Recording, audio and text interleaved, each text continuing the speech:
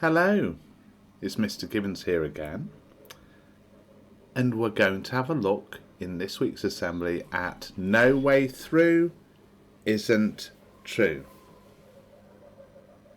Have a look at Boris again. Look how he's standing. Look at his new position.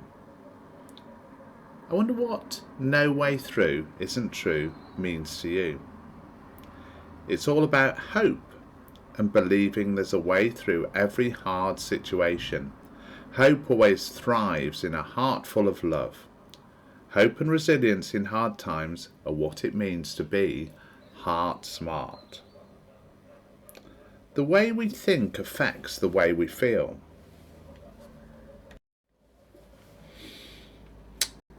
It affects our heart. All through Heart Smart we've talked about the way we think, the voices we listen to, the importance of thinking of others, not rubbing it in, being true to ourselves and thinking about what's true. No Way Through Isn't True is all about how we think when we're faced with a challenge. No Way Through Isn't True is about saying, I can. People may teach us to think we can't, but we can. Anytime you think that you can't, stop and remind yourself you can. What we say and what we think comes from our heart and our mind. They're so interconnected. One is joined to the other, and the other is joined to one. We'll respond to a challenge with fear or courage depending on what's in our heart and what the challenge is. Heart Smart is about increasing the love in our heart. Love drives fear out. In a nutshell, love makes us brave. It helps us to believe that we can. Our thoughts affect what goes into our heart, but also our heart affects the way we approach a challenge. Do you remember when we started learning all about Heart Smart? Do you remember when Mrs. Hollenby told you about this? What we'll put in will affect what comes out. When we're faced with a challenge, we draw on what we put into our heart. Putting No Way Through Isn't True into our heart makes us strong and brave and more likely to find a way through all of the challenges. All of the Heart Smart is important in building up the strength of our heart. It makes sure that we put good things in and gets bad things out, so that when we face a problem, we can face it bravely. I wonder if you ever heard the story of David and Goliath. Saul had been king, but he kept disobeying God. So God asked Samuel to find a new king. God said to Samuel, go to Bethlehem, and there is a man named Jesse with 8 sons. One of them will be the next king. When Samuel first met the sons, he automatically thought it would be the oldest son, named Eliab. He thought he would be the king that God had chosen, but the Lord said to Samuel, do not look at the way he looks or how big he is. Eliab's not the one I've chosen.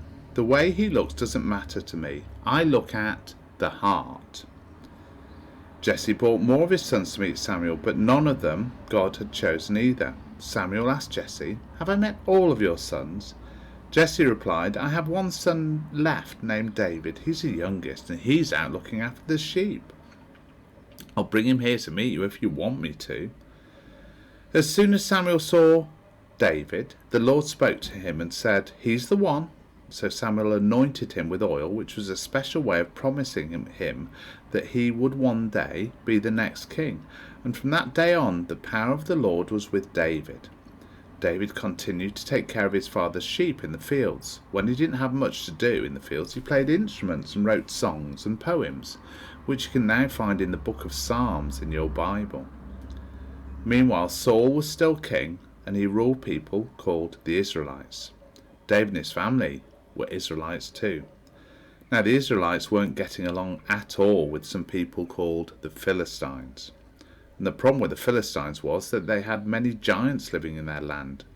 One of the strongest and biggest giants was named Goliath. He was over 9 feet tall, which is taller than any person ever recorded in the Guinness Book of World Records. He would have had to bend down just to get through a regular door. Goliath was covered with armour to protect him and carried a big spear. Every morning, every evening, for 40 days, he shouted to the Israelites in his big, deep voice, "Hey, you guys, I dare you to find me one man to fight me. If he can beat me, we will become your servants. But if I win, you will all become our servants." When Saul and all of his men heard this, they were very afraid. 3 of these men were David's oldest brothers. They were the only ones in David's family who could go to fight because they were actually old enough. All of his other brothers and him were too young.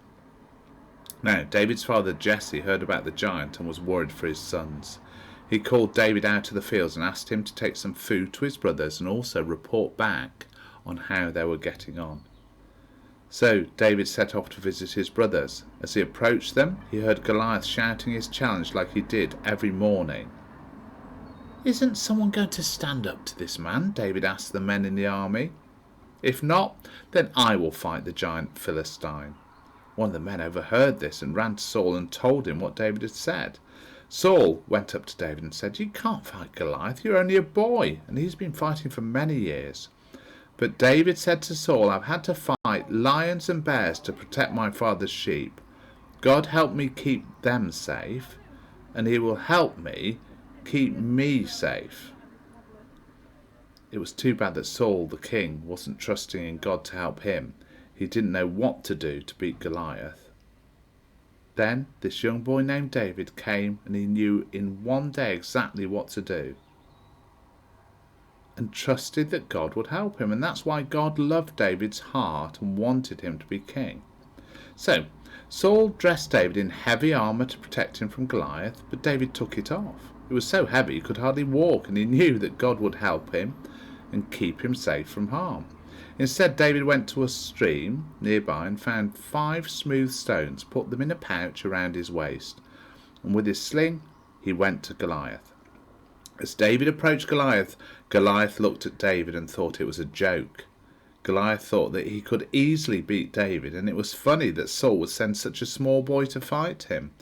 But David said to him without fear, "You fight with a sword, and I come with God on my side, and today everyone will know that there is one true God in the whole of this land." Goliath didn't care what David said, and he moved closer to attack him.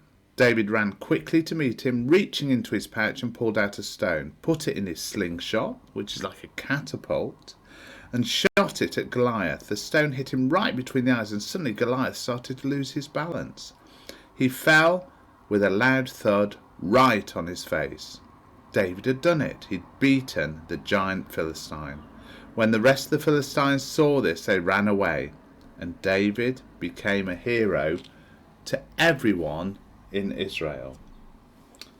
Now, everyone in the Israelite army was saying, we can't. David, however, knew that no way through wasn't true. He knew that God was fighting with him, and that he'd fought off lions and bears in the past. He knew that he could. He said to himself, "I can." Now, no way through isn't true. It's another way of saying hope. Hope requires that we take a risk and believe that we'll find the way through. It means that we know love never gives up, so we don't have to either. So it's also about love, about knowing that the God of love is always with you, about loving yourself enough to keep going and loving someone else enough to keep seeing, believing and calling out the best in them. This is what God does for us, and it's what he invites us to do for others. Let's remember and let's think about the Heart Smart high five. Get heart smart. Don't forget to let love in. Too much selfie isn't healthy. Don't rub it in, rub it out. Fake is a mistake. No way through isn't true. Heart Smart is about having a healthy heart, a strong heart. Love and hope make our heart healthy. It's helped Boris, and I hope it helps you. Let's just pause and think. Are there times when we think there's no way through? What does knowing that no way through isn't true mean to you? What can we do now to love ourselves and to love others more? And which of those heart smart high fives means the most to you? Why does it mean the most to you?